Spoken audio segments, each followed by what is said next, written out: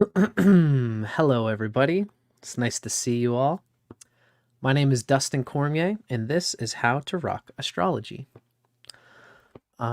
Cool. I am trying out some new, cool, fun things on this new platform of video streaming software that I'm using called StreamYard. So keep an eye out for any weirdness that might occur. Things are a little different, but that's okay. Yeah, so I'm gonna just learn to use this right. Today we are going to be discussing, I thought I had a picture up. Today we are discussing the nakshatra of Chitra, which is lorded by the deity known as Tvasta. Tvasta is the architect of the universe, the great, powerful, meaningful architect. The character of Tvasta also relates with Maya. It relates with all things artisanship, the creation of complex things that have to do with a lot of sensual understandings of anything with various layers. If you've got a lawnmower, there's a lot to a lawnmower. And there's somebody with Tvasta energy or with Chitra energy really knows how to dig their hands in and feel all the different parts and figure out the total structure of this thing. This is everything from lawnmowers to politics to spirituality to psychology. So anyone with emphasis of Chitra Nakshatra, we find that they can have an emphasis of these things, which is very neat. So that is our discussion for today, folks. We're going to go through it in the usual way that I do. Now, as usual, this is a live stream. So anybody, whatever you're watching on, feel free to make a comment, say hello to us, and feel free to be a part of this in any way that you can. And I'll see, especially if it relates to our conversation, I'll do my best to engage with the comments. Real pleasure to see you all. So let's get started. I'm going to start getting used to using my controls here. I guess that's not going to do it. Very good. Okay. Welcome. Now, if anybody knows me, you ought to know that I practice using 12 tropical signs overlaid on top of the 27 sidereal nakshatras. So I'm a tropical Vedic astrologer. So I kind of overlay today's modern tropical signs, that's what Rashi's means, on top of the 27 nakshatras. Now you can see some of my sidereal tropical videos for more information on that. I have another one called The Age of Aquarius, debunked on my channel. It's in a brown background. I should put that on here instead. For more information on the sidereal tropical debate. Now, this is an intro that I give on every time I do these videos in this series. There's an old story where Vishnu was like a tiny little midget and a little dwarf and a great demon, which is the ego, was becoming too big for the universe, too powerful. The ego was overtaking everything. So all the gods came and said, Vishnu, we need some help. This ego demon is taking over everything. So Vishnu says, oh, I know how I'll get him. And Vishnu goes to him in the form of a dwarf and tricks him. This giant ego demon said, I am the god of the universe. What do you want from me? And Vishnu said, oh, well, sir, all I would like is 3 small foot paces. And the demon says, you could get anything from me. You are a pipsqueak. 3 tiny little steps is nothing for you. I can give you anything. Vishnu's like, no, that's fine. I just want the 3 steps. And the demon grants him the 3 steps. And then Vishnu says, great. I'm going to grow to my true size now. I'm going to take 1 step that covers the deep space of the stars. It's the sidereal nakshatras. With my 2nd step, I'm going to take over local space, which is the 12 signs of the tropical zodiac. With my 3rd step, I'm going to basically, where should I put my 3rd step? The demon says, O great and powerful Lord, I realize that you are Vishnu. You can use my head as the third step. And that's when the ego became subjugated to astrology. It's a beautiful story. It shows how the ego goes nuts, but astrology has this way of being the truth of the soul, of being the true meaning and narrow purpose of Dharma for the soul. Furthermore, it gives the idea that these three steps are all three different spaces: the star space, the local space, and the houses. So my intention in this series is to convey the essence of the nakshatras as a separate thing without the sign associations. That's the Rashi. So we're seeing the sidereal nakshatras and the tropical Rashis as two different things. Now, I have a video on this for everybody interested. I have a video on this at the beginning of my series discussing the nature of the nakshatras as I describe them in this series. And we go into detail about the nature of this distortion that has happened in history. And you can feel free to dig that up anytime and check that out. Now, for the sake of this video, we can say the most authentic and undistorted literature we have on the nakshatras comes from a sutra that's called the Taittiriya Brahmana. The Taittiriya Brahmana is a commentary on the Krishna Yajurveda. It's considered to be a continuation of it. So this is the most Vedic era text that we can find truly describing the nakshatras, because as some people might know, the nakshatras are actually something that was considered, it's the most ancient form of astrology that we know of. It was, they were using nakshatras about like 4,000 years ago, 3,000 to 4,000 years ago. The tropical zodiac is only about 2,000 years old, give or take. Whereas the nakshatras was something that they did with sun-moon astrology, and it existed as a starry nakshatra system much longer. And it was even in part of the Vedas, as we can see from the Taittiriya Brahmana. All the deities mentioned in the Taittiriya Brahmana are mentioned in the Vedas, somewhere along the line. So, I'm just getting used to my new technology here. Come on, quit it. So let's dig a little further. Now, again, just to give this short thrift, I do more of this in the intro video in this series. The nature of the distortion on the nakshatras is twofold. There's the incorrect zodiac associations. You know, the traditional Vedic astrologers who are sidereal, they believe that the sidereal Rashis, the zodiac, is blended in with the sidereal nakshatras. Now, as tropical astrologers, we believe that the tropical astrology is spinning on the stars, so it has changed over time. So we're looking to dismantle the marriage of the signs with the nakshatras. And we're also looking past the Vimshottari lords, the planet that rules the first dasha when the moon falls in that nakshatra. So all this kind of goes to say that there has been this sort of distortion of the nakshatras and the signs, combining them, seeing them as combined together. In today's time, we're unfolding the difference and showing how the signs and the nakshatras are two different things. Hello, everybody. We've got some folks hanging out with us. It's nice to see Stephen the Jupiterian here. Mercury is at the 29 degrees of Aquarius. There's some trickster energy happening today, according to Stephen. Nice to see West Pole Grounded Extracts and Maria Antonia Alvarez.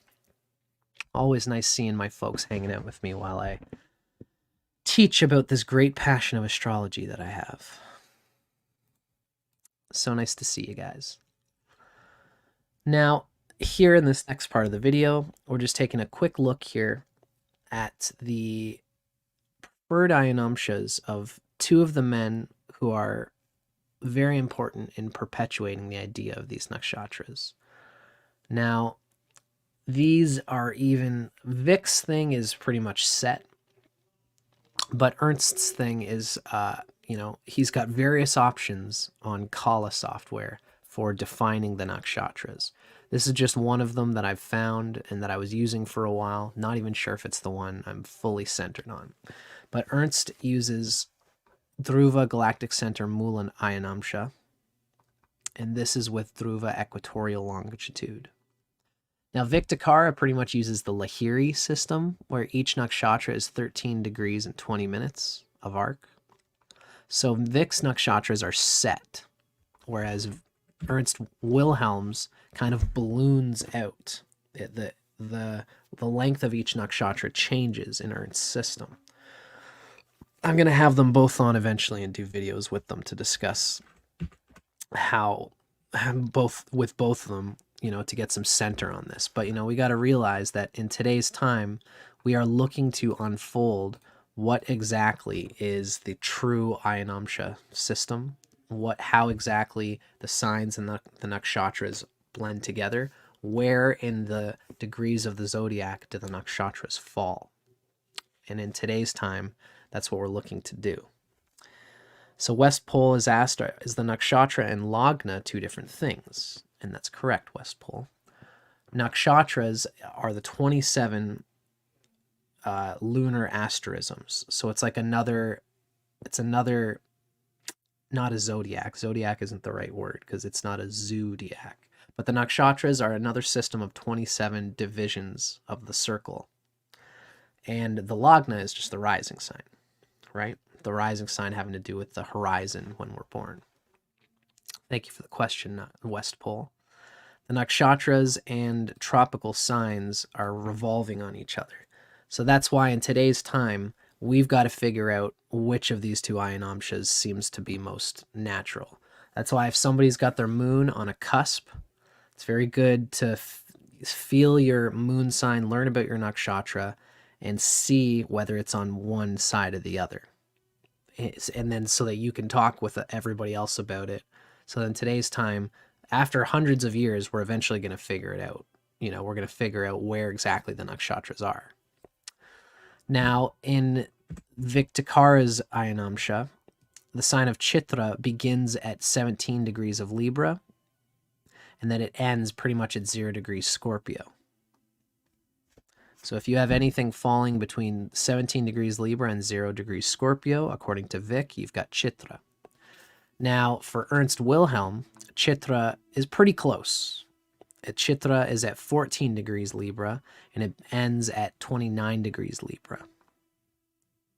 So pretty much between 17 degrees Libra and 29 degrees Libra, it's for sure falling into both of these systems. And so then you've for sure got a planet in Chitra, right? Now, hopefully you guys can see me here. Yeah. So now we're looking at 4 classical nakshatra characteristics. Now, these qualities are not given in the Taittiriya Brahmana. This is before we go into our Taittiriya Brahmana reading. So these have been culled by cultural intuitions and commentaries, and they might have some of the distortion we've already talked about. The sidereal tradition has culled some characteristics of the nakshatras, and in today's time, we have to discern for ourselves. When we look at the qualities of these nakshatras, we have to decide for ourselves, does it make sense that Chitra is an active nakshatra? Does it make sense that Chitra is soft and tender? Does it make sense that Chitra has the female tiger for its sexual yoni energy? And does it make sense that Chitra is a plant Moola nakshatra? Ernst Wilhelm has given particular emphasis to the animal kingdom of each of these of the nakshatra. Everything else is kind of up to debate. But this is why I'm showing these nakshatra characteristics, so we can see again in today's time, we can kind of make sense of it ourselves. After reading the Taittiriya Brahmana, we can feel out whether these qualities are true. So the classic 4 is the activity. There's active, passive, and balanced. There's the 7 qualities of the nakshatras. There's the sexual yoni animal that's used in compatibility and traditional marriage assessment. And then there's the animal kingdom, which Ernst Wilhelm puts specific emphasis on. So Chitra is one of 4 soft or tender signs. So there's a tenderness, there's a sensitivity to Chitra. And we can see it kind of rolls with the nature of Chitra as this, what we've talked about, is an architect. One of the key aspects of Chitra's character is becoming authentic when they experience an aesthetic, erotic choice. Erotic meaning not necessarily sexy, but coming from eros. You know, it's like, why does one person prefer leather seats and why does one person prefer a soft velvet seat? Each person prefers one over the other. Chitra is soft in that they have to feel out what feels most natural to them. And they can be, according to this, a soft, tender personality. They're the female tiger as their yoni animal, which is going to connect with other yoni animals in a certain way. And Chitra is a plant. It's Mula Nakshatra. Now, Ernst Wilhelm gives a sweet little rendition of what exactly it means to have the plant, animal, well, mineral, plant, and animal style of nakshatra. And he actually correlates it to the mutabilities of the rashis. So there's cardinal, fixed, and mutable. This relates to cardinal, relates to mineral, it's dhatu. Fixed relates to plants, which is mula. And then the cardinal, and then the mutable signs relate to jiva, the animal. Mula is in the middle of these two. There's the mineral dhatu animals in nakshatras, I should say. The dhatu nakshatras, like the cardinal signs, are into discovering minerals. Like, you know, this is somebody who's a mechanic who owns a scrapyard, who knows all the other scrapyards all around them, and they know where the minerals are in their general area. They're good at making something happen at a place that they're unfamiliar with, using the resources around them. The jiva animals, on the other hand, are the opposite of the mula. The jiva is the opposite of the dhatu, I should say. And the plants are right in the middle. Jiva is more about being clever with your energy and using the people around you, not necessarily getting into the minerals. You know, somebody who's a politician, that's the jiva side. The mula people, the plant people, are in between. They're good at digging into the minerals of their immediate surroundings. They're good at digging into new things, but they're also clever with politics. They know how to use the people in the world around them. So the plant are kind of interconnectors in a way between the hardworking people and the political executives on the top. The plant mula people are kind of in between. So anyone with Chitra Nakshatra is going to have this plant mula energy. They are sensitive to the world around them, but they're also sensitive to psychology and to the people around them. And how to deal with the people around them is something that Mula can deal with while also having their own career. They can make a business happen and build it from the ground up. And they're not only focused in their one little world, they are using the people around them to help expand. So this is Chitra Nakshatra's Mula plant energy. So hopefully that brings in some clarity. Ultimately, Chitra is grouped in with Revati, Mrigashirsha, and Anuradha as the Mridu, the soft and tender nakshatras. And it's interesting that 3 out of 4 of these are Mula, plant nakshatras. It's only the Revati that is considered under the animal kingdom. Wonderful. I hope you guys are enjoying this. It's nice to see again. We've got some folks hanging out here. Maddie Kins has joined us. Maddie Kins has the sun at 20 degrees Libra. Libra. So your sun is definitely in Chitra, Maddykins. Feel free to let me, if anybody has, anything in between about, let's say 17 degrees Libra and 29 degrees Libra. Let me know if you have that, and we'll just say it in our chat, and I'll mention, oh, this person has this. But especially in the world of the nakshatras, it's when you have your rising sign or your moon sign. That's when the character and the quality of the nakshatra really pops and really comes out in a person's experience, right? Thank you, West. I'm glad that you're enjoying us hanging out here. All right. So this is the sutra structure of the Taittiriya Brahmana. Now, we've been moseying our way towards this Taittiriya Brahmana reading. Again, the Taittiriya Brahmana is an old text, and it is written in a sutra form. This is what's beautiful about these sutras, There was back in the day when they wanted to talk about the nakshatras, they wanted this information to be disseminated in a concise way because there was no writing back like 4,000 years ago. This is when, in the days that the Vedas were really conducted, it's amazing to think about that they memorized it all. It was just like a tonal script that they all shared with each other. So it's amazing to think that, the reason that a lot of these texts were created in India was because they needed some sort of condensed gemstone of sutras, and they didn't want it to be a commentary. What you did is you poetically condensed information into a sutra, and then people would talk about those sutras after the fact. Now, the Taittiriya Brahmana is technically a commentary. There's no social media to distract the rishis. They only focused on the deep core of their knowledge.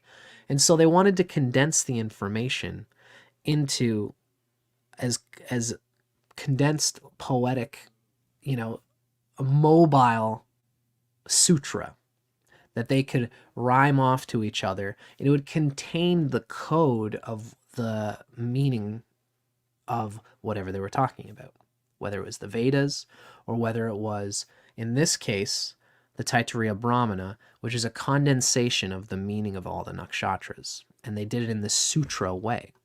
So each sutra is going to have a certain form that is a rhythm. There's 6 pieces to each sutra. And each word in the sutra, the slot of that word, always means some similar thing. So this is the template of the sutras in the Taittiriya Brahmana. The deity which rules the nakshatra is A. It's in pink.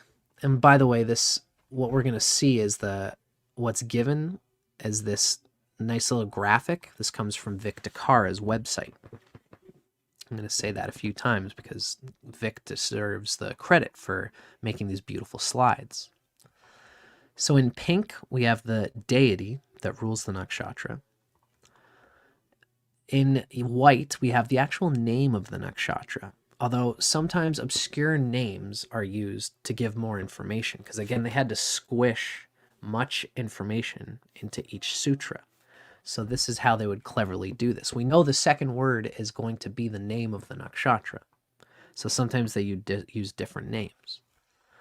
Now, the third one is the foundation from above. It's what's needed for the nakshatra to function properly, and that's what parastad indicates. So this deity, called this, needs the yellow word in order to produce the blue word. The blue word is the foundation below. It's what the nakshatra desires to produce from what it receives. Right? So let's dig right into our example with Chitra here. Here we have Chitra, and Indrasya Chitra requires Ritam in order to produce Satyam. Right? Now, of course, what I like to do here, there was a time when I was doing Vic Dicara's course, and we went through all the different Nakshatra Sutras. I'm going to do it here. I hope I do it justice. For anyone who's interested, when you look up Vic Dicara's YouTube channel, you can find the nakshatra and find a better version of this, of doing the Sanskrit. I'm going to do my best because I love Sanskrit and I love getting into this language. So keep in mind, many people suggest that it's good to just intone the mantra yourself because all the information about the nakshatra is contained in this mantra. So to study it, if you have this nakshatra, if you're into Sanskrit, this is the best way to really dig into. This is the source. Everything we're going to talk about here is our commentary on the source, but this is the source. And it goes like this. Indrasya Chitra Ritam Parastad Satyam Avastat Indrasya Chitra Ritam Parastat Satyam Avastat. That is the Chitra mantra. That is the, that is the sutra for Chitra Nakshatra from the Taittiriya Brahmana. And of course, we see on the top left here, we see Tvasta, aka Visvakarma, the great architect and creator of all the amazing things. So this, I'm just going to check. I'm always checking for comments to see if anybody is saying anything. Hola, Marcela. Wonderful. Glad you guys are enjoying it.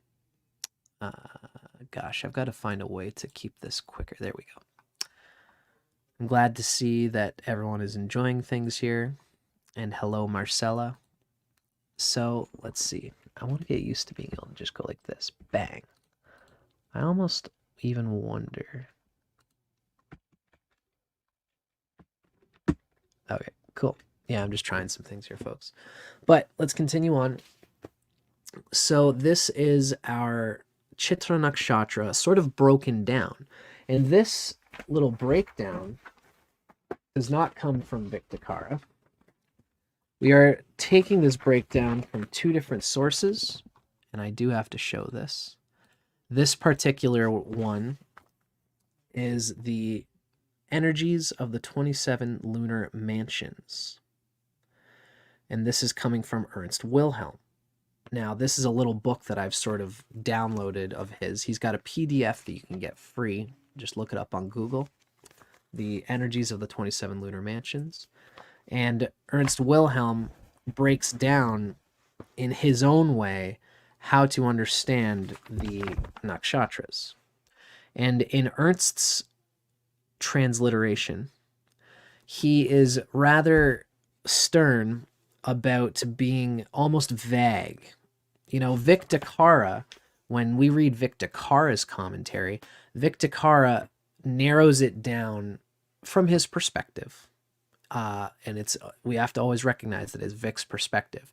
Vic's really good. I take a lot from him, so I roll with it. But I like sharing Ernst Wilhelm as well, because Ernst is using a cryptic language. He gets more deep into the root of each word, almost to the point where the sentence doesn't make sense. It's enigmatic. And Ernst likes to give you the enigmatic statement of the sutra so that you have to force yourself to see the roots of what the author's intended message is. Then we're going to read Vic's, and he breaks it down for us a little bit, which is good and bad. That's why we want to do both, right? So for the sake of our exercising our Sanskrit mental muscles, this is Ernst Wilhelm's depiction of this sutra. Indrasya Chitra Ritam Parastad Satyam Avastat. Indrasya is, of course, of Indra, the conqueror. And there's much to be said about this. You know, it's beautiful that we're going to talk about this once we get to Vic's translation. Indra is the soul. And Indra uses the senses as the seat of the soul. The seat of the emperor is the senses and the sense organs. Indra is called the king of the soul because all the things that we perceive in our senses are ruled over by the autonomy of our soul, of our what's inside us that acts upon our reaction to the senses. So Indra is the soul, the powerful one. Now Indra is not actually the god of Chitra, and that's something that we should recognize as well. Indra is the name of the soul, essentially, right? But the true deity, as we know, is Tvasta, and there's a little bit of a name switch here because the one who wrote the sutra wanted to give us more information about the sutra because they already assume that we know that Tvasta is actually the Lord. So Indra is considered the deity which is being conveyed here. And of course, Indra can be applied to every nakshatra because our soul is what is happening with any interaction with astrology. So, Indrasya Chitra. So Chitra is brights, clears, and excellences. It's the bright brilliance of the soul. So Indrasya Chitra means the bright brilliance of the soul. How do we bring brilliance out of the soul? Well, what we need is ritam, which is right, and I believe this means rightness.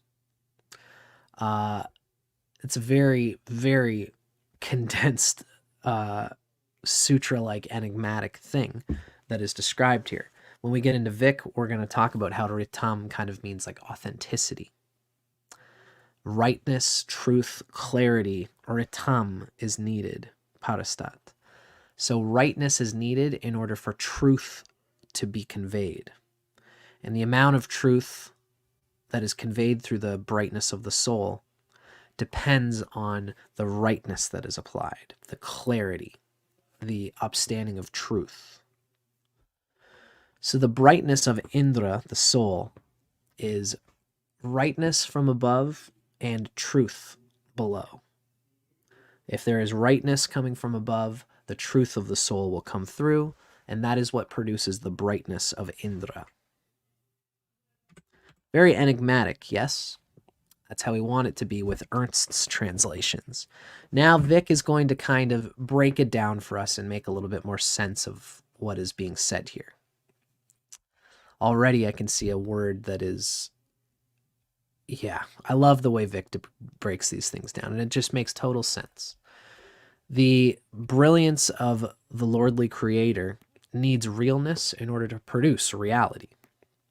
And of course, reality is already beautiful, bright, and true. And that's kind of what we see. Now, this comes from Vic Dicara's Nakshatras course on his website. I do highly recommend it. That's vicdicara.com. Now, this nakshatra, Vic gives us a little clue as to what it's kind of good for here. It's good for intellect, design, and beauty. What's negative about Chitra is that it reveals secrets, it can be skeptical, and it can be unable to be basic or casual. It sees the whole thing. It kind of like sees the man behind the green curtain. This can be somebody who, like, you know, like you're watching movies with this person who's got Chitra, and they're talking about like, yo, I think this is gonna happen. Oh, this person's doing this. I think there's gonna be a twist at the end of the movie where this is gonna happen. Watch. That's what's gonna happen. And you're like, okay, let's just watch the movie. You know, that's in an extreme, of course. Not every Chitra person's gonna be like that, but this is an energy of Chitra. They see the whole thing unfolding before it unfolds, and this is part of their character. So it's hard for them to be basic or casual. On the positive side, they have a strong realness, a sincerity, and they get to the true core of things as well. There's an ingenuity that can happen with Chitra. They can be geniuses in this way. Almost autistic savant type of genius where they can just see a whole system. By seeing, they can't see the trees for the forest, They can't see each individual tree without seeing the forest that connects it. And sometimes this blinds them to what's right in front of them. But this is just how they are. And it's not necessarily a bad thing. It just means that it's hard for them to be casual. That's all. And now this is two different condensations of this sutra, both coming from Vic. One comes from his website, and then the other comes from his book, which was written later. And I would say his book is the more relevant thing to sort of look at.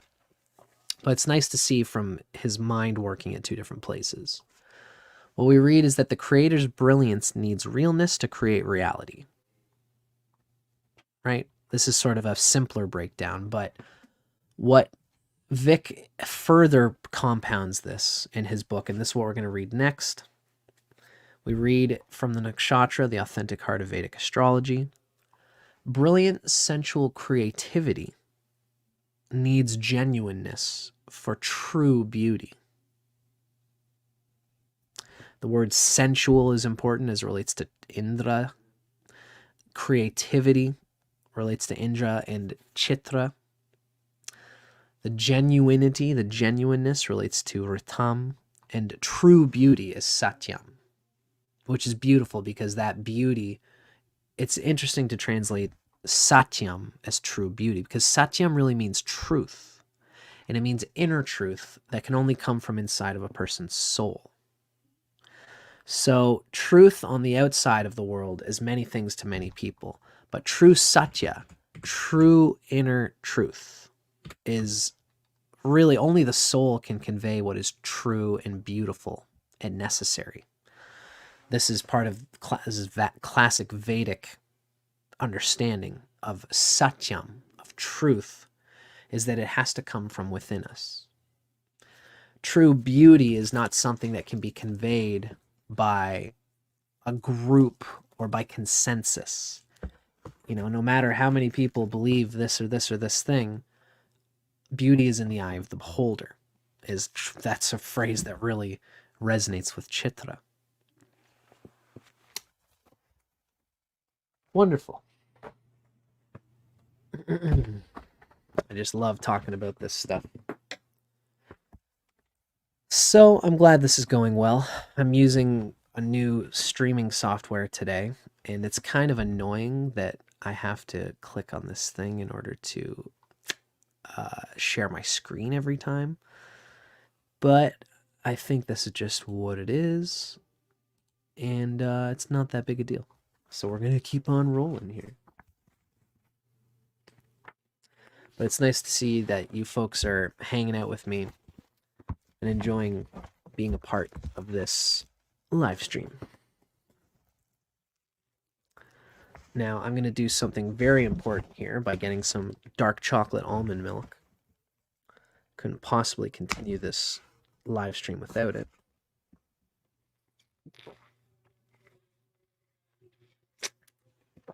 Oh, damn, that's good. Chocolate. Everyone who's seen me doing my live streams has heard me say that. I love me some chocolate. Wonderful.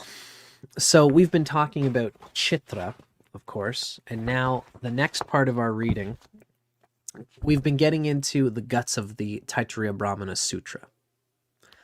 The Taittiriya Brahmana Sutra is what holds the core enigmatic code that comes down from the rishis of what is in the nature of the nakshatras. So now we're going to get into Vic's breakdown of the Taittiriya Brahmana Sutra related to Chitra Nakshatra. And this is coming from Nakshatra, the authentic heart of Vedic astrology. Of course, anybody who looks at this will recognize our boy Vic Dicara, who has translated the sutras from their Sanskrit in a way that we can understand in English. And he breaks down all the words that are used in the sutra.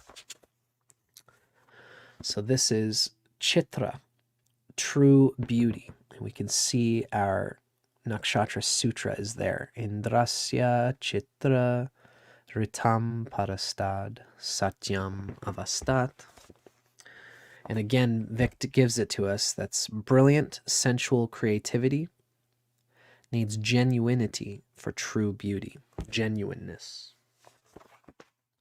Chitra means brilliant and beautiful. Ritam means genuineness. Satyam means truth.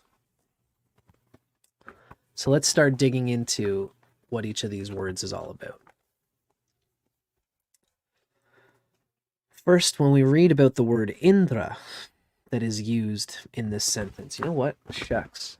Oh man, I bet I can start doing this. I'm just going to try it real quick. Okay. I'm going to create a banner. Now that I know that I can do this, I'm going to do it next time. And thank you for your patience here, folks. Indrasya Chitra Ritam Parastat Satyam Stat.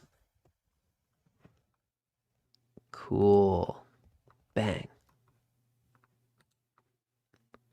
Neato. Yeah, cool. So this is our Nakshatra Sutra along the bottom here. Voila. So as we go along, hello, Drawing Momentum. Nice to see you. What we're talking about now is the meaning of this sutra that we see along the bottom here. And the first word we're going to get into is Indrasya, which comes from the root of the word Indra. And to answer Zem's question, my favorite kind of chocolate is dark chocolate. If I'm really in it and if I find a really good one, what really gets me is a nice salty dark chocolate or dark cherry chocolate. Those are probably my favorite. Those will make my eyes go squirrely. So let's talk about our first word, Indrasya. Again, this comes from the root Indra.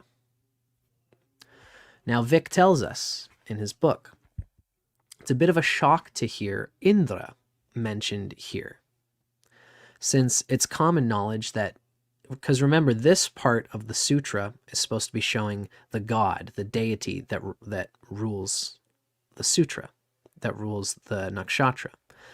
And we know that Indra doesn't necessarily, the character of Indra from the Vedas doesn't necessarily belong here.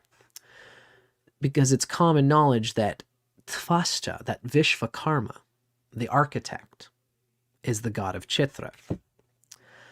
Now, the Taittiriya Brahmana is not proposing that we replace Tvasta with Indra. We can be confident beyond a doubt that Tvasta is the correct god for this nakshatra, because in this very same book, they clearly and repeatedly named Tvasta as the divinity of Chitra. See, the Taittiriya Brahmana has these sutras, and then they talk about the nakshatras in later parts of the book. It's a big commentary. And in this book, they give Tvasta as the lord of Chitra Nakshatra. So we can be confused about why does this sutra use Indra as the god? What we have to remember is that Indra is not intrinsically a name for a specific person or god. It's a title used in many names and forms of address, and it simply means the best, or more literally, it means powerful, specifically due to one's ability to utilize the power of tools. In this case, of course, we mean the Indriyas.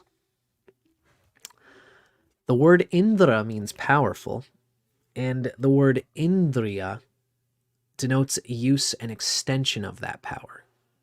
So Indra is power, Indriya is the extension of that power. That's why when we hear the word Indriya, it usually it's most commonly used to describe the senses, the eyes, the ears, and so on.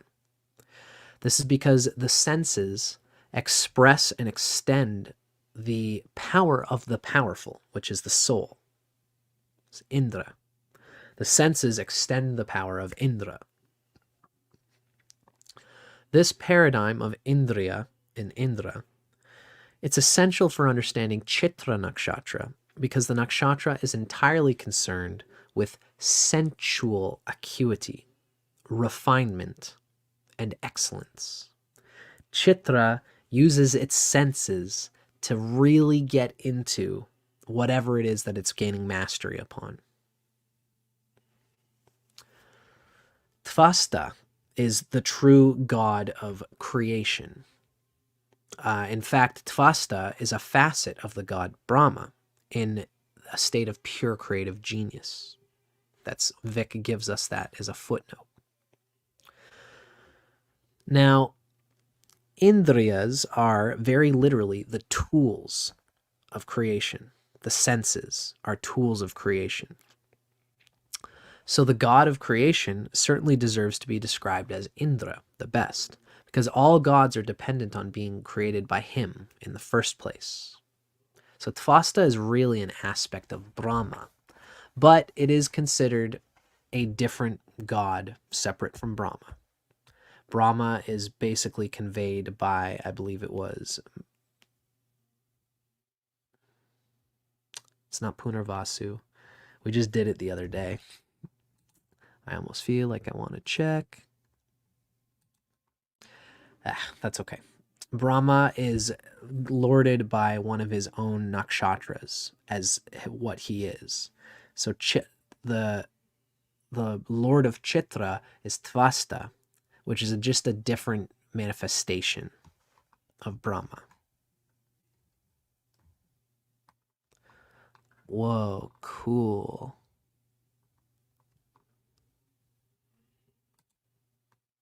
Neato. West Pole has mentioned that he's in the process of learning Sanskrit a little while back there. I think that's super cool, West Pole. I also think it's cool to be able to throw these comments on here. We have somebody mentioning that they either get a lot of spiritual energy around them or just farts. That's Brad Wolf. Well, on Taco Tuesday, Brad, I believe it's probably more likely that you have farts surrounding you. Everything else could be either or. Depends on if you've got a consistent fart nature. I'm going to leave that up to you to define that. I'm just checking out the fact that I can show these comments here, folks. So you have to excuse me playing with my new toys here. So let's move on to something more important. But thanks to everybody for commenting. Now, we've talked about Indra as being the soul, and the soul expressing itself through the power of the Indriyas, and attaining mastery through its senses is part of the nature of Chitra, the nakshatra. So let's start digging a little bit into Chitra, the word Chitra in its Sanskrit meaning. That's this word over here. The word Chitra literally means the layer maker. Chi means the layer, and tra means it's like a maker, a continuer, an extender. So the layer maker is kind of like an assembler, a builder, the one who builds by seeing all of the layers, seeing something in all its aspectual nature.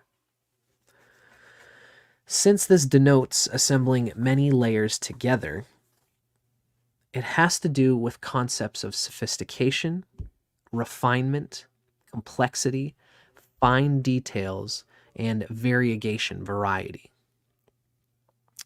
An item with many facets and layers will sparkle and dazzle.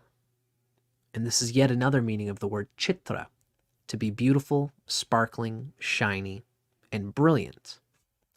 I would say Mazal Tawab makes a good point of relating this almost to a mason in a way. It'd be interesting to find any correlations between Chitra and the masonry of the stonemasons. So this is one of the natures of Chitra, is to be beautiful, sparkling, shiny, and brilliant. In fact, it's often conveyed, one of the reasons that we had, you'll notice that there's a certain symbolism in Chitra related to the pearl of a clam.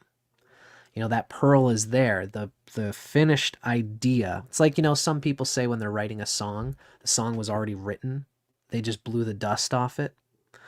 A lot of creative ideas already exist as a potential possibility. You just have to break that pearl, that shining thing that you create, out of the clamshell, right?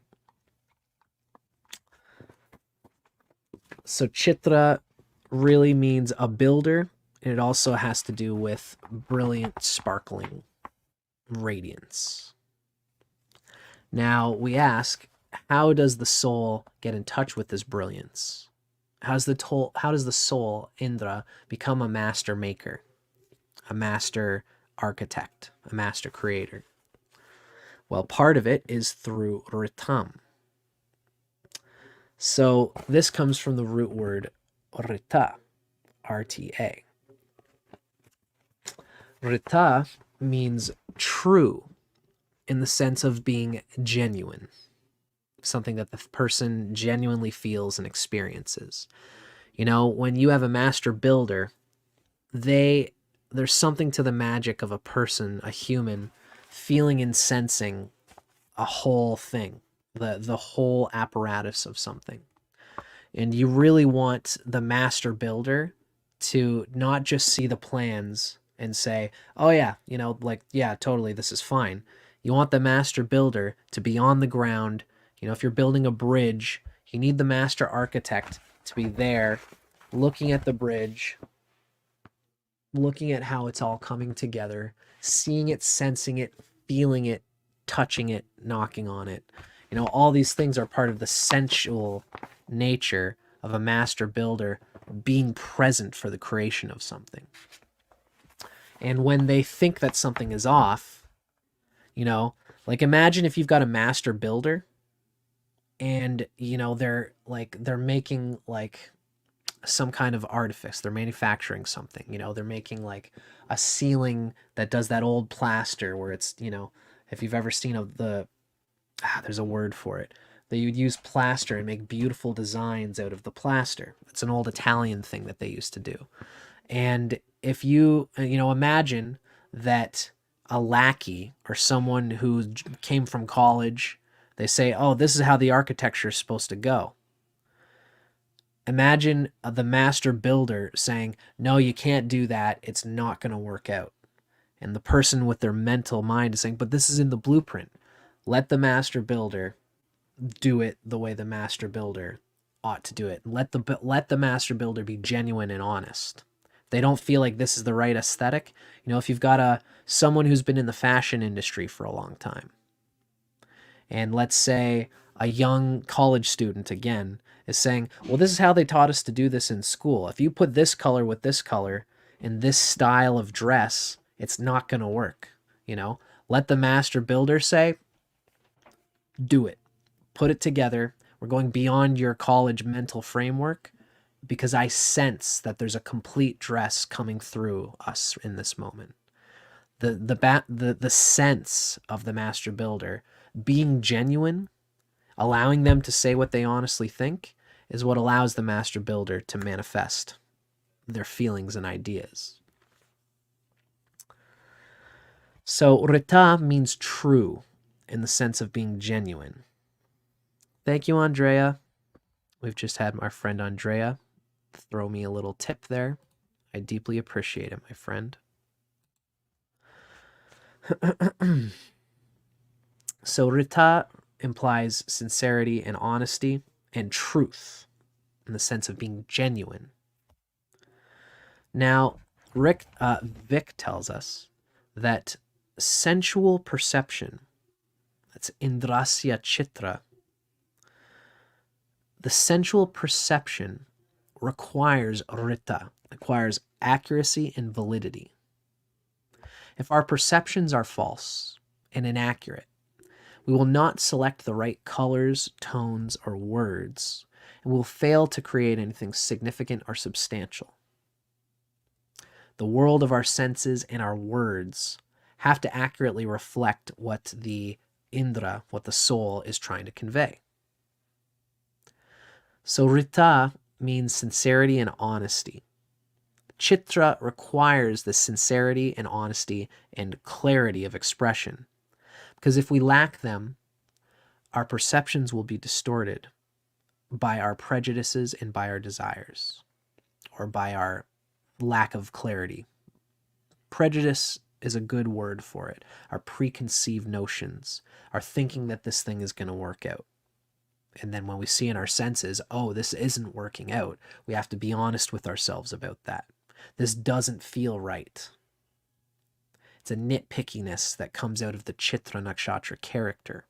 And this nitpickiness can be conducive to a master artisanship if we allow it to flow, if we allow it to come through. So it can be annoying, but it's this rita, it's this genuineness that allows us to produce satya, to produce the avastat here, which is that truth, that genuine truth in the soul that Chitra seeks to express. And of course, this truth also represents the manifestation of something that is truly beautiful.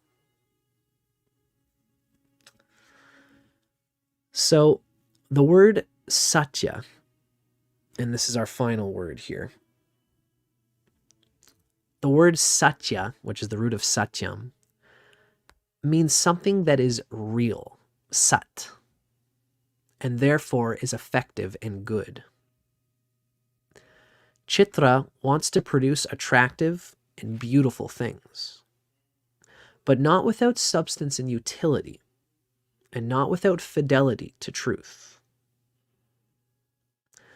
So this is what Chitra wants to produce, attractive and beautiful things. Something that is satyam is going to be true, especially to the artist. But if it's true to the artist, the person has probably left the, they're not playing to to the gallery. David Bowie, I almost would like to know if he has anything in Chitra, because David Bowie has said a phrase, I've heard him in an interview, relate to this idea. And he said, don't ever play to the gallery, because the gallery is always changing.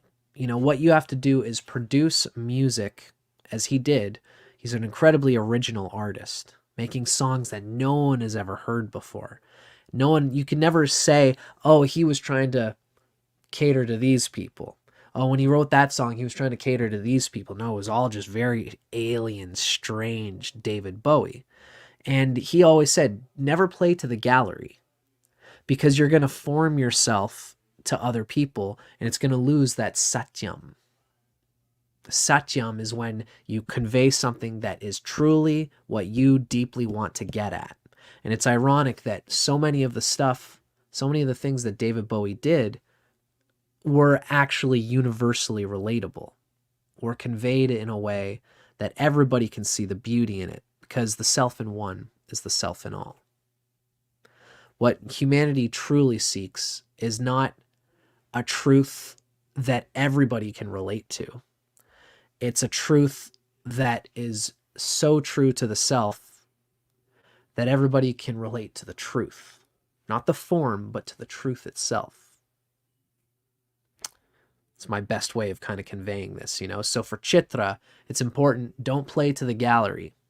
Play for what's coming inside you to express a genuine substance. And that's why in our summary, we've gotten to the end of our description for the moment. Don't worry, there's still lots to go. In summary, we can say that Chitra is all about our ability to express a genuine substance. That's Ritam Indra. And we want to do it in a deservingly glorious form. So Ritam is a genuine substance. Really, Ritam Indra is what Vic defines here. Ritam Indra is a substance, a genuine substance in the soul. And this comes out through glorious form, which is Satyam Indriya. Satyam Indriya. It's true form. And this is what makes it Chitra, glorious. Very interesting.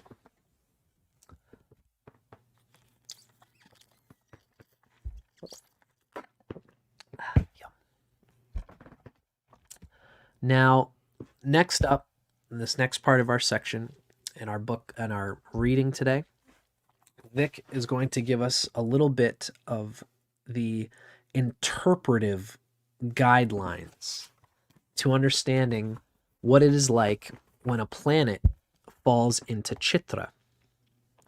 And when Vic does it, Vic Dicara conveys the nature of any planet falling into the nakshatra Chitra. So what he gives us, and I should say, eventually we're going to hear about the Chitra native, which is going to be read from a different book. The character of someone with the rising sign or the moon in Chitra. That's usually the true character of Chitra inside a person. But all the planets can fall into Chitra and say something about the character of that planet and of Chitra as well. If good things are happening in Chitra, then the good things related to Chitra will happen. If there are, planets that are afflicted in Chitra, then it will show that there's some difficulty. And we'll especially find this in today's time because we are born in a time when tropical or Libra holds most of Chitra. We could say that anything falling into tropical Libra that might be afflicted. For example, the Sun and Jupiter are the two planets that are starved by Venus by being in the sign of Libra. Those two planets will bring difficulty through Libra, but ultimately we have to remember that the nakshatra itself is a different energy than the signs. They're two separate things. We have to keep them separate first and then integrate them. We want to keep our apples apples, and we want to keep our oranges oranges. We can combine them together afterwards, but the first thing of importance is to separate them and understand how they are separate. So right now, with Vic Dicara, we're talking strictly about planets falling into Chitra, as if there was no tropical zodiac sign involved. So, the nature of this nakshatra Chitra is very intelligent. It's brilliant. And it's refined. It's refining something. It understands complexities in very intricate and fine detail. There's probably a lot of good writers in Chitra with stuff happening in Chitra because they'll put up in certain parts of the book, they'll put in little clues, little aforementions, little things that is going to come back later in the book. Oh, this is the reason why that person picked up that item, right? Because there's a overarching idea of the totality that allows you to put details that complement the totality. Chitra Nakshatra is very welcome in any matter that pertains to intellect, creativity, beauty, and harmony. It works particularly well where clarity and honest fidelity to the underlying spirit and substance is desired. This might not be so welcome in cases where discretion and some measure of deception or non-disclosure may be called for. And this really depends on how things are going to operate here.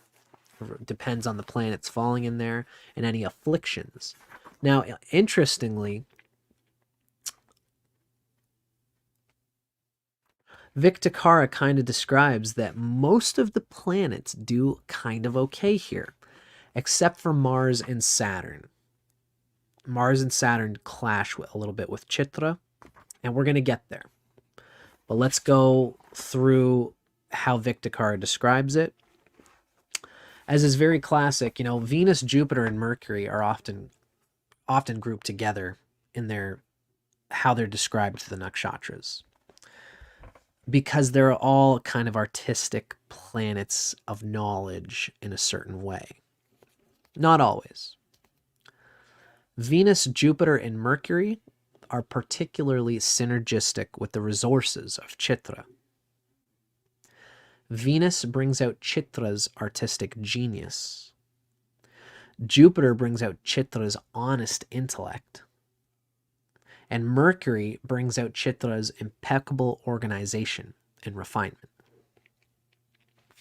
Now, of course, if we were to add tropical zodiac theory to this, we would say that Venus is in the tropical sign of Libra in Chitra. And so Venus is in its own sign, and it's particularly even more synergistic and happy here. It's delighted or proud. So it's going to have a pride in finding the best little angles in artistry.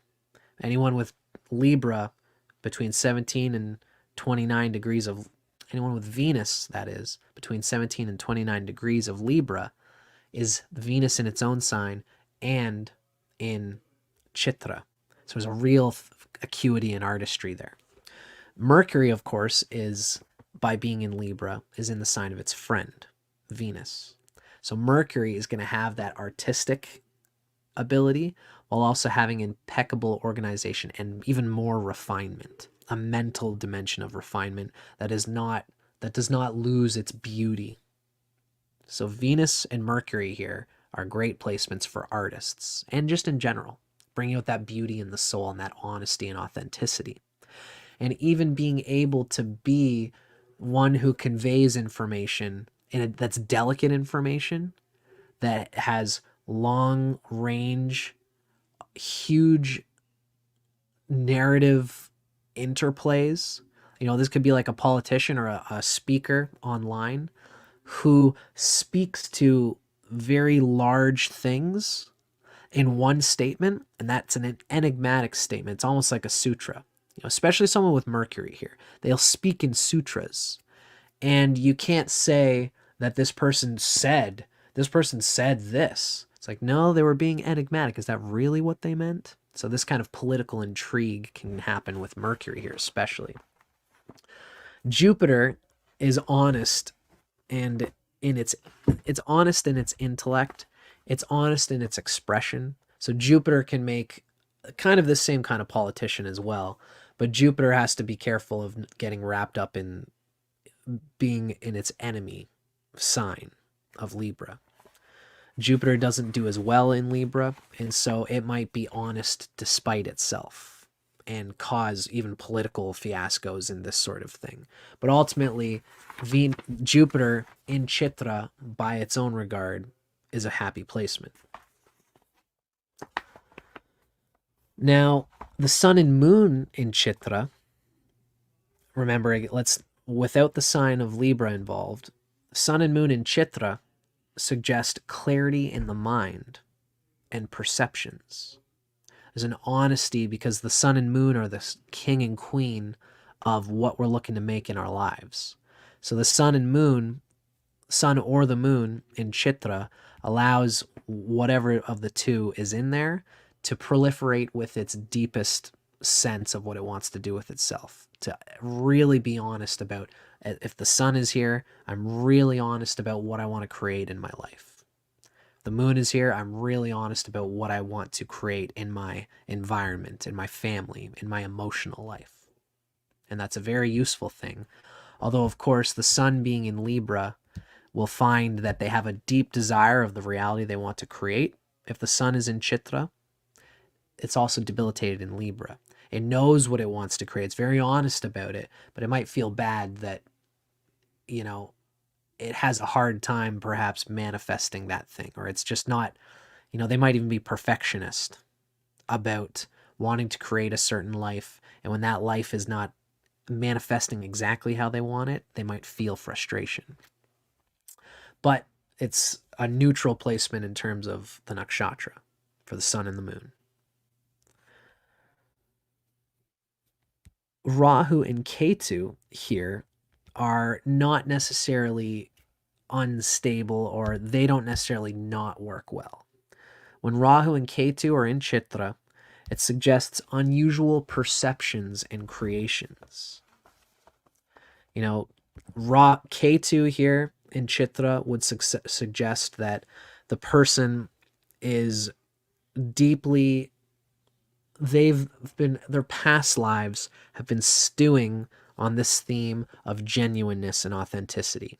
And they're kind of looking to be liberated in that reality, in that regard. So they might be uptight and perfectionist about their sense of truth and their sense of genuineness and authenticity. That is what Chitra wants. So it's not like a dangerous thing. You know, Rahu or Ketu here will bring out genius in the way of sensual acuity when it comes to art, when it comes to literature, creating something, etc. So Ketu in particular will get sick of having to, you know, there will be some reality where the Ketu in the person, they've done enough of it and they're kind of sick of it. But this could lend still incredible artistry, especially if the dispositor, which in this case would be Venus, is strong. If there's delight in the sign of Libra, you know, if Mercury's here or if Venus is here with Ketu, then there will be a joy in dealing with the liberating energy that Ketu is all about. Ketu wants to liberate itself through its nakshatra. So this is a person whose duty it is to use their skills in architecture or artistry, or their intelligence, their artistic genius, and applying it to wherever the Venus is in their chart, or whatever it is, whatever house this is falling into, etc. And it's likely that the person might be tired of it, but still needs to do it in order to survive and to exist. And it's the desire to get it out of the way. You know, it's like this is a person who's an Armani, a fashion designer, and they are pumping out genius designs that they're hardly even not necessarily passionate about anymore. They just know that this is true and what they want to do, and they do it a lot, and they almost have to eventually want to get out of it, you know, and be done with it. With Rahu in Chitra, Rahu in Chitra is going to feel wherever their Ketu is going to have them stuck there. And they're going to want to use their Rahu in Chitra to produce some genuineness, some authenticity, and some passionate artistic application of their skills and their talents through Rahu. And it might be painful for them to do so. Because Rahu kind of represents a little bit of pain wherever it is for all of us. With Rahu in Chitra, there will be the sense that this person has never been they're not used to being authentic. They're not used to being that honest. They're not used to, they've probably always wanted to be sensually authentic. You know, it's like their mom would probably tell them, you know, honey, don't go out wearing that, you know, this clothing that you're wearing. It doesn't match. It doesn't match. Nope, honey, no. Just put this toque on, Put on these overalls. They're really popular right now, honey. These Oshkosh overalls, and get out there. And the person feels slighted, like they didn't get a chance to really apply themselves to their look, to the way they wanted to do it. And as time goes on, because they're always lacking that thing, or they feel like they're getting cheated out of it, when they do get a chance to apply their sensual acuity, they find that it's delicious for them, and they get to really do it a lot, and they want to do it a lot. So Rahu will bring out a passionate, positive sense of originality and genius, although it might mean for Rahu and Ketu that the person thinks that with Ketu, the person thinks they've mastered this thing. And so they produce a lot of art, but they learn over time that they actually are not the masters that they think they are. And over time, the interplay of Rahu and Ketu allows the Ketu Chitra person to realize that they didn't have it mastered like they thought they did. With Rahu, it'll be the opposite. They will just experiment. I'm going to throw this together. I'm going to throw this top on that's blue with this bottom that's like pink, and like it's a weird color thing, but I'm going to try it out. And they try out a million different things before they develop their true genius and acuity, right? Rahu and Ketu are similar in that way, of their genius being there, but they need to ultimately experiment with it a lot in order for their genius to be truly refined.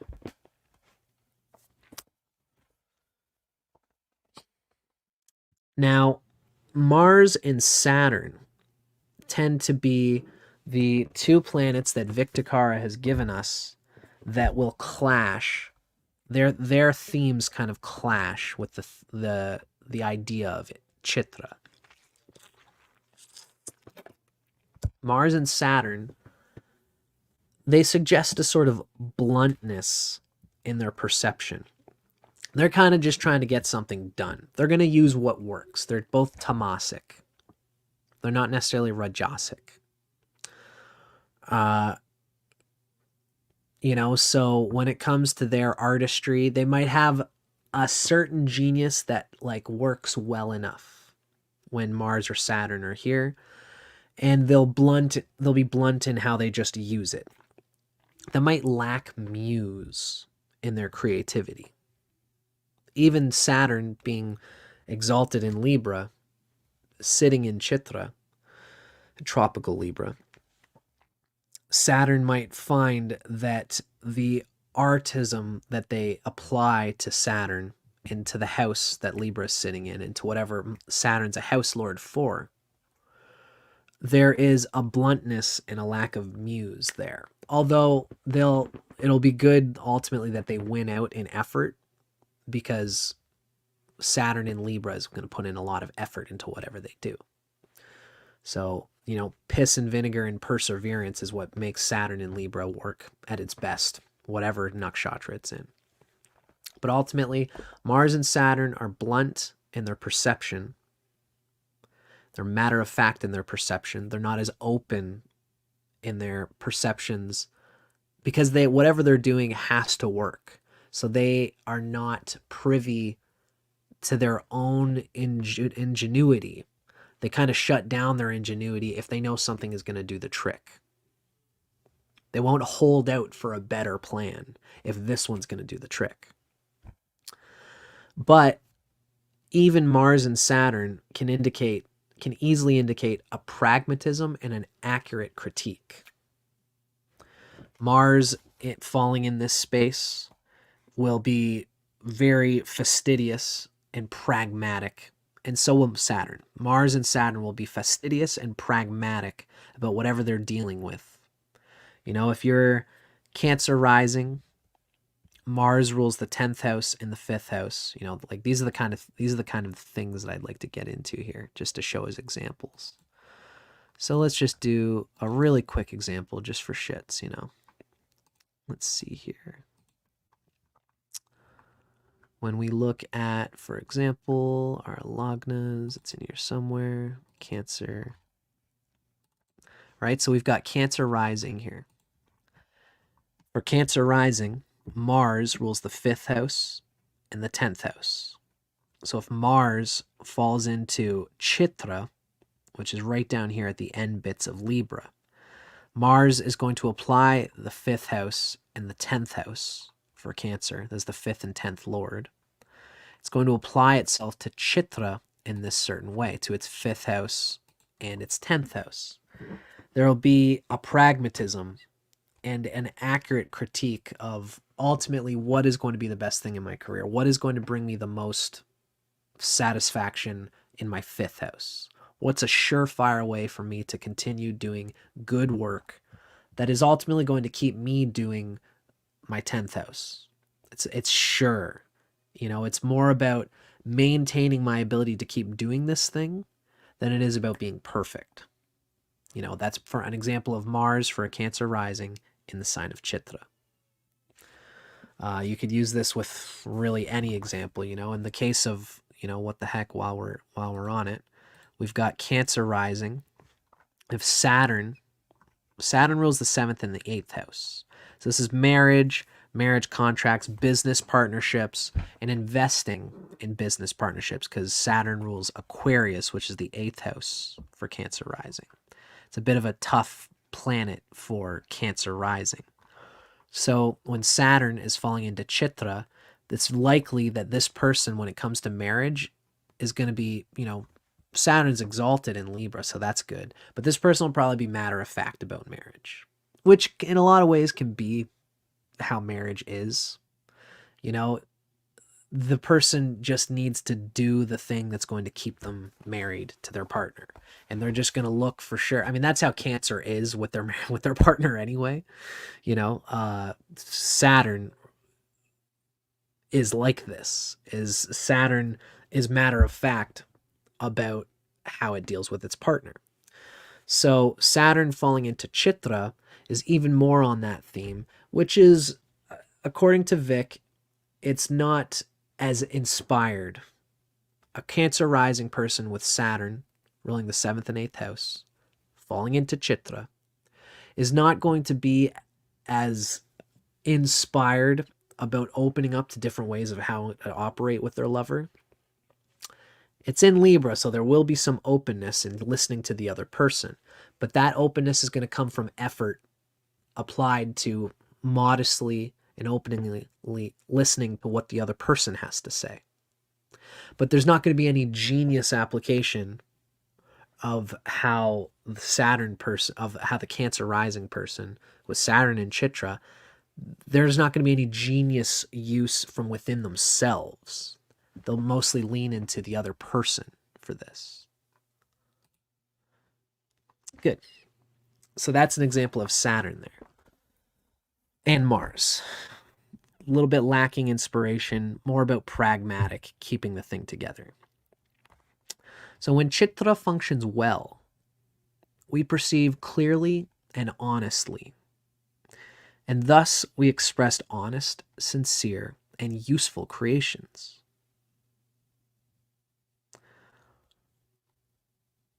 So when Chitra functions well, we perceive clearly and honestly, and we thus express honest, sincere, and useful creations. This is any planet that has delight. You know, let's say we've got Mercury in Libra. It's an easy example. Mercury there, whatever house it rules, is going to bring clarity and honesty to the use of that house, the houses that it rules. And that Mercury will be able to express honest sincerity and produce useful creations from that. Again, whatever Mercury rules for the person, and this could mean anything. When Chitra is malfunctioning, we are unable to see clearly. We tend to create things that only have the outer appearance of being effective, true, and beautiful.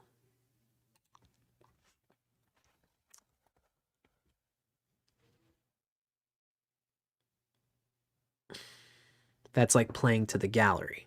That's like everybody would probably find this to be useful. Meanwhile, you don't believe in it yourself. Everyone can smell when you don't believe in the usefulness of your own thing, right? Now, there's lots to be said about different afflictions that can happen here.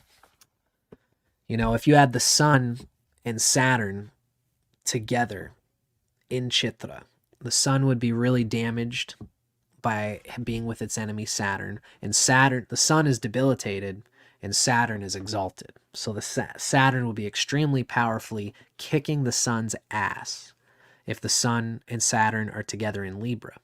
So in this case, there would be some affliction, although there would be some positive things for Saturn. Saturn would be able to operate whatever Saturn needs to do, but there would be a harm to the sun in this position. The sun would have a deep affliction here where it wouldn't feel capable of acting on its authentic truth. Saturn, whatever would be happening with Saturn, would be causing the sun to fall out of its sense of truth, its ingenuity. The sun would not be able to see the life that it wants to create in its fullness. Or really even the sun in Chitra can see the fullness of the life that it wants to create. It wants to be an artistic person who gets to choose how they design their house. They get to choose their plans. You know, this is like the sun with Saturn together in Chitra is like a genius artist that has to just create cartoons or illustrations for like a mass marketing company that has no inspiration. It's just draw the fact that this person is upset about this and draw it out. And it lacks the true artistry. You know, this is a person who's a potter who's into ceramic making, but they're working at a factory and they're chiseling away a reproduced pot over and over again. It's produced the same way, and all they've got to do is chisel off the edges. And they're thinking the whole time, I could be making brilliant pottery, but this is going to pay for whatever Saturn's got going on. In the case of Cancer rising, it would probably be kids, you know, or making the marriage happy and work. This is a marriage, this is a job that allows me to keep my marriage going. I can keep putting money into my husband's pocket, whatever it might be. And, you know, that's like Sun and Saturn conjunct in Chitra for a Cancer rising. Just thinking of different ways how this could all work, you know. Ultimately, the afflicted Chitra is going to experience an inability to see clearly. There is a lack of true perception and true inner inspiration. How do I feel about this thing? No one asks, and when there's affliction in Chitra, there will be an experience that nobody's ever asking me what I want to do with this thing. It's like a genius guitarist who has a genius or feels that they have a genius, but they always feel like they're being forced to not use that genius. Or really, an affliction in Chitra might just mean that there is no genius, that the person really just has to produce something in a monochromatic way over and over again, and they feel they have to do it just to compensate for the fact that they're not a genius. And they kind of feel bad about it. They kind of feel it, their lack of beauty reflects in this planet, in this sign. Right? And this can really happen with anything.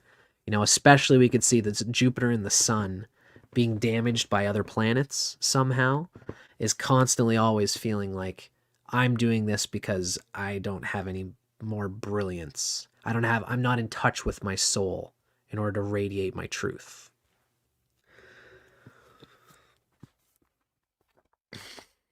It's interesting. You know, ultimately, Chitra is a principle inside of all of us. Just like if you don't have any planets in Scorpio, Scorpio is still an archetype that is moving through your energy field. We all have Scorpio in us, even if there's no planets there. We all have Chitra in us, even if there's no planets there. And this theme perpetuates regardless. Now, let's check out the life lesson that Vic Dicara gives us. It's going to tell us a little bit about what can be gained and understood from the overall picture of what this Chitra means to us? The Sutra on Chitra teaches us a very important lesson about the relationship between substance, which is spirit, the sat, and form, the form of the body. Form is an attempt to express the substance. Words, for example, attempt to give shape to ideas. So they may be expressed in their meaning conveyed to others. If our words do not convey what we're trying to say, then we feel that our soul was not properly and truly expressed. The form, the artistry, is important in this regard. The technique, the method of conveyance for the soul is relevant. You know, again, somebody with an affliction in Chitra might find that they are obstructed in the expression of their soul. They could have a problem with their mouth, a problem with their words, a problem with the part of the brain that has that synaptic connection between inner substance and expressed form. The reverse, obviously, for someone with good planets in Chitra. They get it. They just know exactly the right word to say, exactly the right color to make this an extension of my creative output. This is exactly what's needed in this song to express my soul.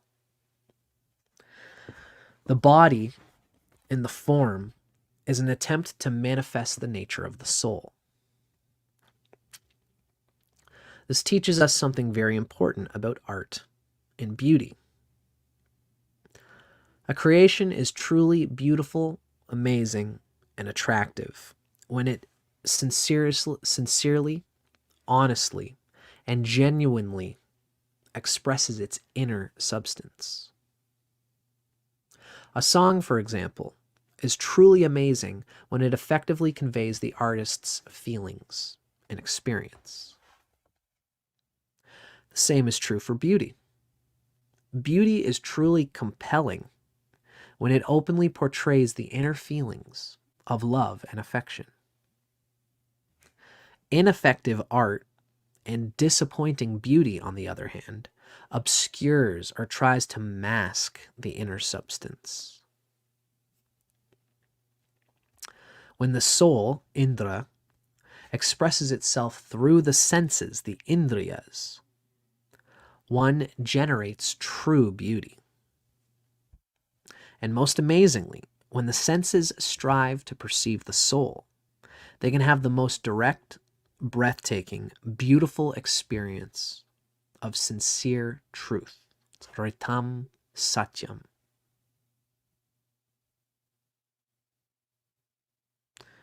When the senses strive to perceive the soul, and when the soul is perceived through the senses, because really self-realization is the big ticket for everybody looking to experience truth, experience oneness, experience harmony.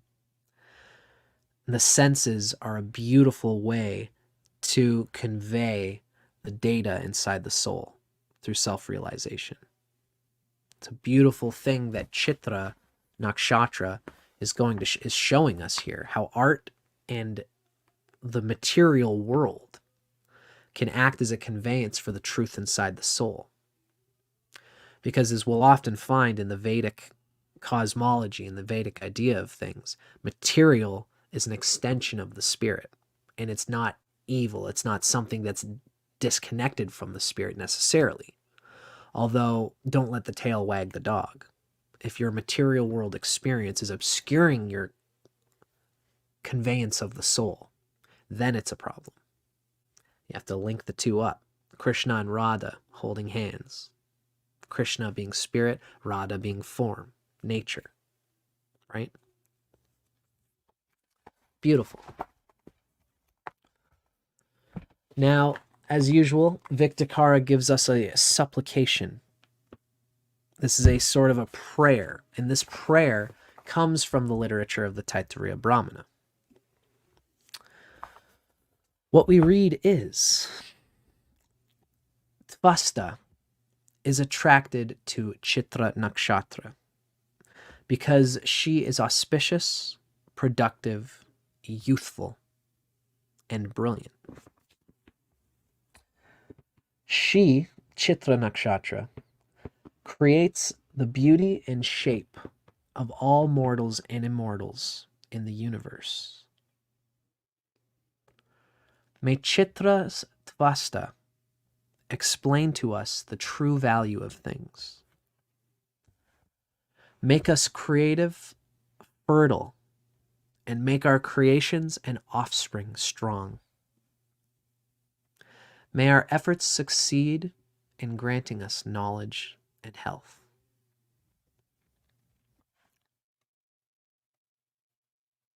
Beautiful.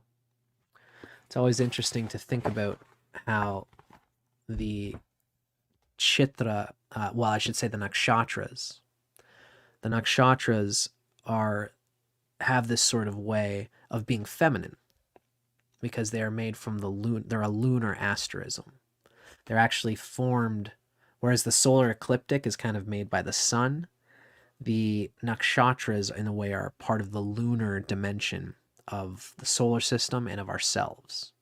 And so they're considered a feminine thing, and that's why Tvasta, being a deity, is attracted to her, which is Chitra Nakshatra. Wonderful. Now, I've been looking this whole time at the state of the back of my room here.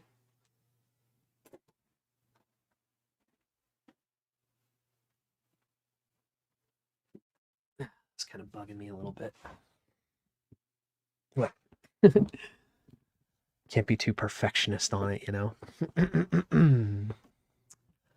Wonderful. Okay, folks. I wonder why that was not a thing. Okay, I think that we're on Twitter now. I thought that I was on Twitter already, but it looks like we should be there now. Anyway, folks, I hope you guys enjoyed that. That was Chitra Nakshatra from Ernst Wilhelm and Vic Dicara's commentaries on the Taittiriya Brahmana Sutra.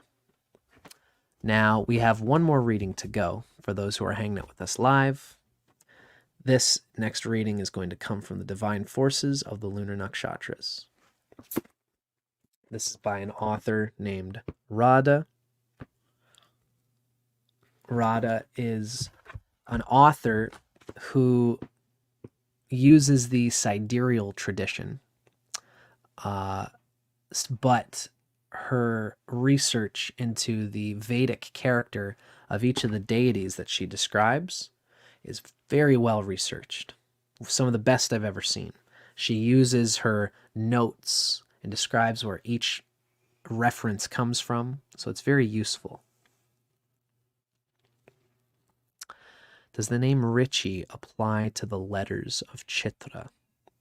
I know a little bit of what you're asking here, Mazal.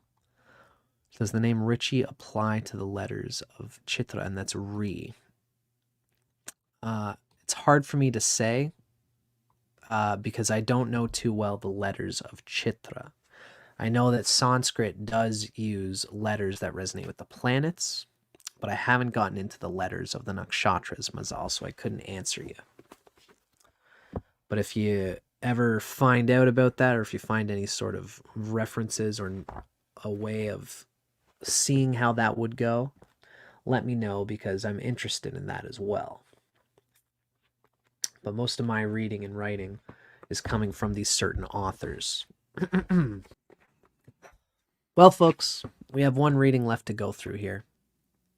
This is coming from the divine forces of the Lunar Nakshatras, as portrayed in the Vedas. This is by this author, Radhe. She's a great, very meticulous, detailed researcher on all things Vedic, and she does a great job of portraying how the character of the deity resonates with a native who has, especially the Lagna or the moon falling in this nakshatra. But somebody can also have the Lagna Lord. That's the rising sign. If you have your rising sign, the Lord of the rising sign, or the moon falling into this nakshatra, it is going to convey a lot of your energy. But it also describes how any planet can kind of fall into this nakshatra and have its quality come through the nature of Chitra Nakshatra. So this is the Chitra Nakshatra native. What we read is, and I should say before we start that this author is a sidereal practitioner. She is somebody who thinks that the signs are tied in with the nakshatras. So it's good for us to keep this in mind, that we have to be aware of the bias that she might describe and express in her descriptions of Chitra Nakshatra. Because as I often say, in today's time, it's important for us to be discerning about the sources of our information that come from Vedic era literature, because much of it has been distorted, as we've talked about in the beginning of this series. So let's listen and digest with pertinence what we read about the character of Chitra Nakshatra from this author. Now we read, ruled by the celestial architect of the universe, Chitra gives birth to architects, engineers, craftsmen, and artists, and inclines its native towards inspired and innovative forms of workmanship. If Chitra is not the rising sign or moon nakshatra, then you can look to the nature of the planet in Chitra to determine more precisely its channel of expression. For example, if the second bhava bhavesha, which is a cool word, so for our sake, a bhava is a house, so bhavesha is the house lord. So this is the planet that rules a certain house. For example, if the second house lord falls into Chitra, the second house we know relates with clothes and accessories. So if the second house lord falls into Chitra, this person may be a gifted clothing designer, famous makeover artist, a jewelry designer, etc. You know, the example we've been giving is, let's say, for example, if this is Cancer rising, if we have the sun as the second lord, right? Leo rules the second house for Cancer. So if the sun falls into Chitra, then we're going to have somebody who could be a famous makeover artist, a jewelry designer, and also a gifted clothing designer, because all these things have to do with the face in the second house. Somebody with the 12th lord. The 12th house relates to the feet. So if the 12th lord is in Chitra, this could suggest a dancer who choreographs their own very original, deeply thought out dance routines. Or it could also be a designer of an exclusive line of footwear. Again, for the example, we have Cancer rising here. Mercury rules the 12th house. Mercury rules Gemini, which is the 12th sign from Cancer. So if you're a Cancer rising and you have Mercury in Chitra, you might find yourself dealing with things related to the feet, being a shoe designer or a dancer. If we have the third bhava bhavesha, which is trades and crafts, which would, in the case of, again, for Cancer, Mercury rules the 12th house and the 3rd house. So Mercury would be, so if we're Cancer rising and Mercury is in Chitra, not only there would be a theme of dancing and feet, but there would also be the 3rd house resonating, which has to do with trade crafts. So you can look to proficiencies in trades, such as woodworking, especially related to using an axe, an artisan's craft, metal crafting, pottery making, artisanship of a very hands-on material manipulating reality and variety. The third house is like us getting our hands dirty into something in the material world. So this goes to show that any house lord can fall into Chitra and have this quality and this narrative as a part of it. Now, whatever the manner of expression, you can expect an original object designed with meticulous attention to detail, structure, and color. Truly, Chitra is one of the most innovative and exacting of the 27 nakshatras. Now, let the native be forewarned by the story of Tvastri's inventions, which can become outdated by... There's a story that we've talked about where the Ribus were these brothers who took the work of the original work of Tvastri, the deity of Chitra, and improved it, saw the essence of where it could go, and took it even further and kind of stole the idea. This is almost like Nick, like a Chitra guy, and Ernst, what's that guy's name? Thomas Edison, took a lot of his ideas and went further with it and kind of called them his own ideas. So Tvastri has to be kind of aware of this sort of thing. When it comes to Chitra Nakshatra, any planets there might be an important narrative relating to staying on top of new and improved modes of artistry. Because if not, it might ultimately be the result in your undoing.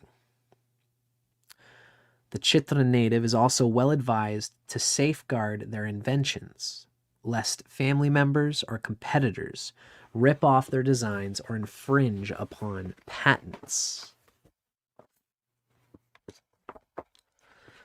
Now, one prime example of the meticulously structured yet vastly original and innovative energy of Chitra is a pop art icon named Peter Max, who had Chitra Lagnasha.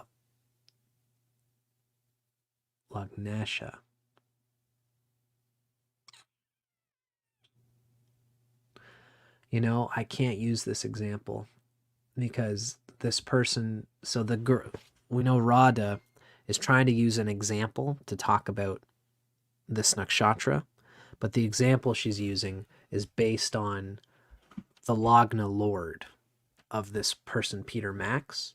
But the Lagna Lord, this might not necessarily be the case because she's a sidereal practitioner. So I'm going to skip this thing.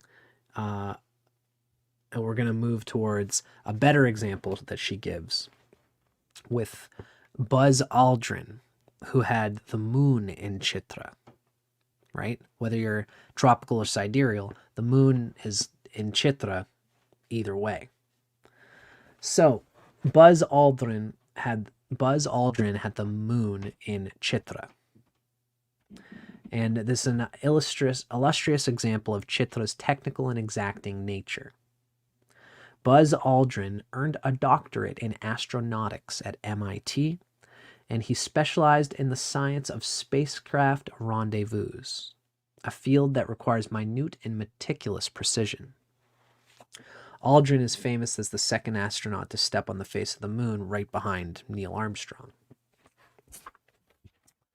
Now, the character of Tvastri, who's the deity of Chitra, was the father to 10 daughters and close friends with the wives of the gods. Tvastri is very frequently seen with women. So the native of Chitra Nakshatra might father daughters or be inclined towards female companionship.